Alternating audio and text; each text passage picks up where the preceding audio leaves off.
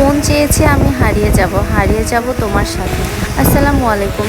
আজকে আমি এক জায়গায় যাচ্ছি ঘুরতে, কিন্তু কোথায় ঘুরতে যাচ্ছি তা আমি জানি না। কেন জানি না সেটাও বলছি। হুট করে সকাল আমার হাজব্যান্ড বলে চলো এক জায়গায় ঘুরতে যাব। আমি বললাম কোথায় ঘুরতে যাবা? ও আমাকে বলে না। তারপরে বললো যে চলো ট্রেনে করে দেখি, দুই চোখ যেদিকে যায় সেদিকে চলে যাব। আসলেই তাই হয়েছে। তো যেই কথা সেই কাজ। সকালবেলা বেরিয়ে পড়লাম দুজনে মিলে।